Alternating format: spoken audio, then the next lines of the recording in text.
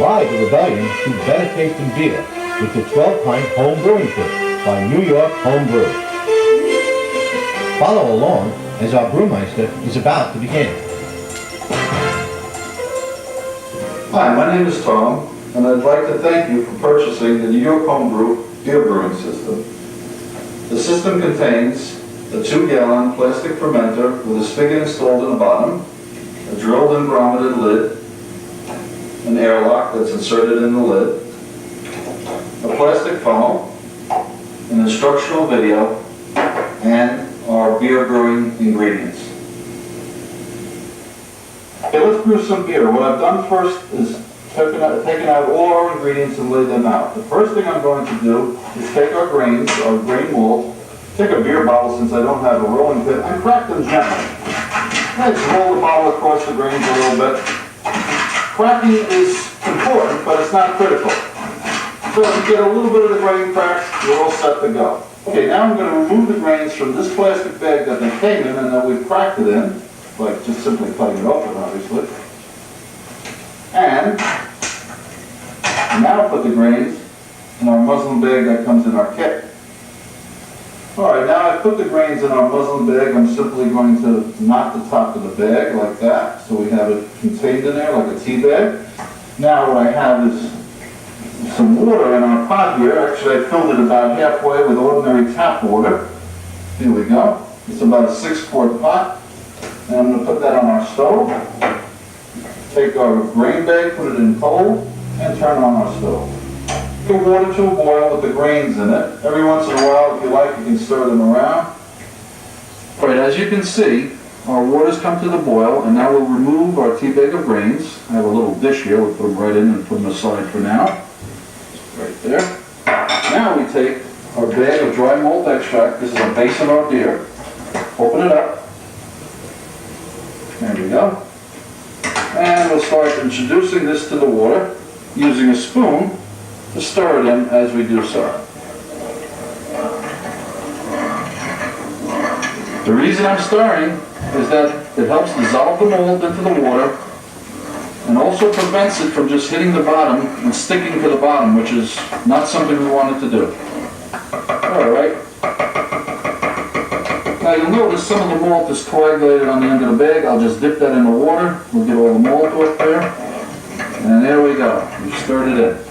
As you can see, our malt has come to the boil now, and it tends to foam quite a bit when it comes to the boil. So be very close to the stove. As you can see the level rising. Drop your heat, and if necessary, shut it off at this point till you can control it. But make sure you don't leave the room at this point, and never use a top. Alright, I'm going to take our hops that come in this foil bag, cut it open, and add approximately half of our hops right now.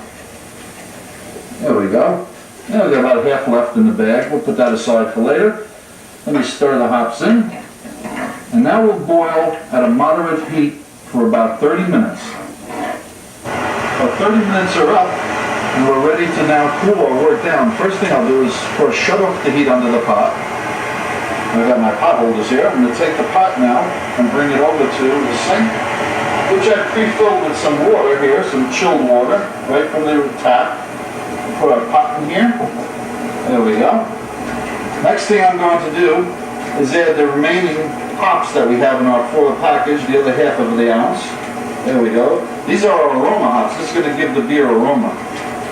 Now for the first time, I'm going to introduce the top and put the top on the pot. This is simply to keep any airborne, bacterial wild yeast from falling in while it's chilling down. Now we're using ordinary tap water to chill it with, and every once in a while you probably need to fill your sink up with a little bit of water as it drains out. Every once in a while you can also circulate the water around to cool, to draw the heat off the pot much quicker. It's been about 25 minutes.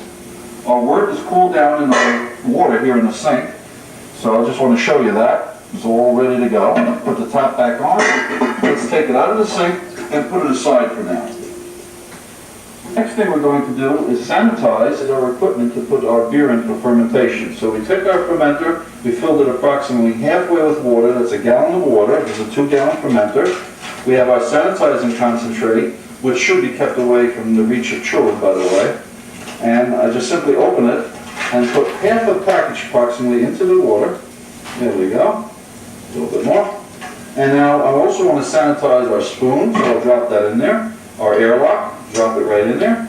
And cover the whole system with our lid, because I want to sanitize the inside of our lid. And I'll simply put my finger over the grouted hole here on the top, and over the sink, I'll shake it up a little bit. There we go, so we coat all the surfaces inside, and I'll even run a little sanitizer through the spigot. Now let this stand for approximately 2 minutes. 2 minutes are up now. Now we need to rinse everything. Make sure you rinse twice. This way you're pretty much assured that you've gotten all the solution, the sanitizing solution off. Also allow a little of the water, the clear water, to run through that spigot. Alright, now we want to put our beer into our fermenter. The first thing we need to do is fill our airlock, fill it approximately halfway with water, put the cap on. Now insert it in a spiral fashion into your lid and put that aside for now. Now the next thing we're going to do is take our fermenter, take our chilled wort that we have over here on the side, and put it into our fermenter. Now, you can pour from a little bit of a height and allow some splashing. Because at this point we want to aerate and want to introduce oxygen into this wort. For the entire pot in, you can reserve some of the mess that's in the bottom. You don't have to pour all that in. Put that aside. Now, we want to fill the rest of this fermenter with ordinary tap water, approximately 2 inches to 3 inches from the top, or with this container, to the bottom of this handle will be fine. Again, cause a lot of aeration while you're filling. This is a good thing to do. The yeast needs the air initially to begin its fermentation process. You can see a nice foam head has developed. This is normal and should be there. Okay, we filled it approximately to 2 to 3 inches from the top.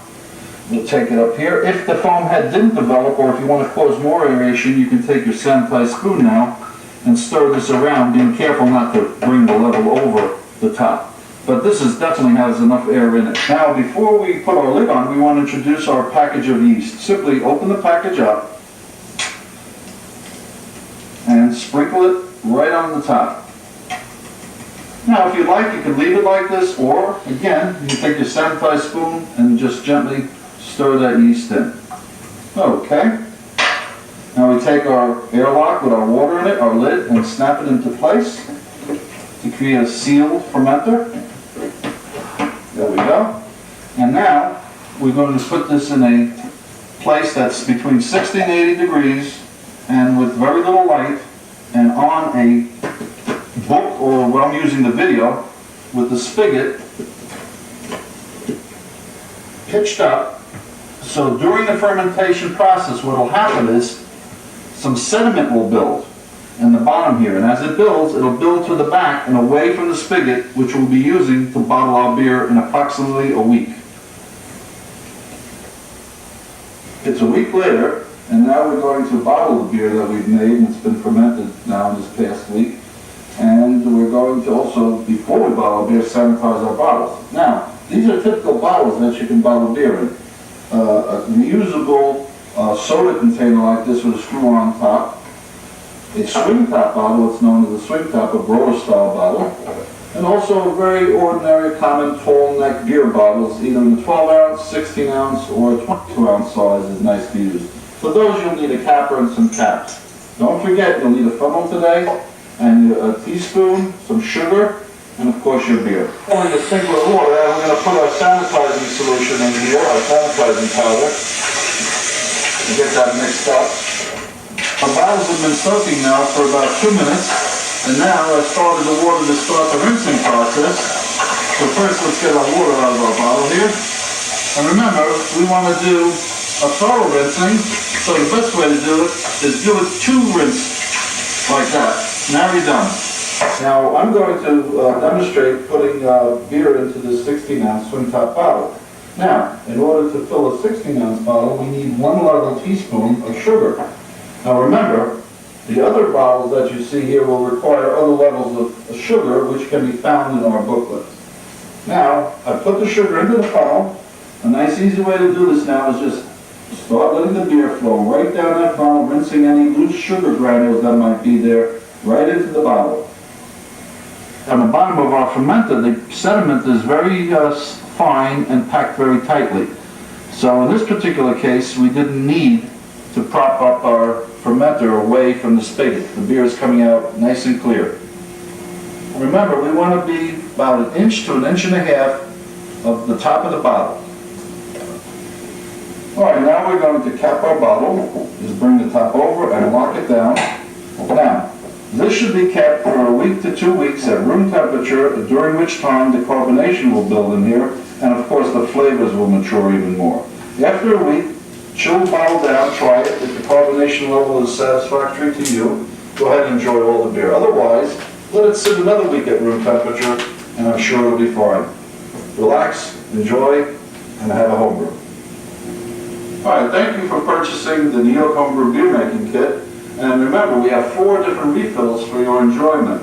You can purchase them at your local retailer, or you can call us, New York Homebrew, at 1-800-U-BREW, that's 1-800-YOBREW, for any further information or assistance that we can give you. Enjoy. Now that you've joined the rebellion, you can relax and have a home brew. It's your beer which makes it the best in the world.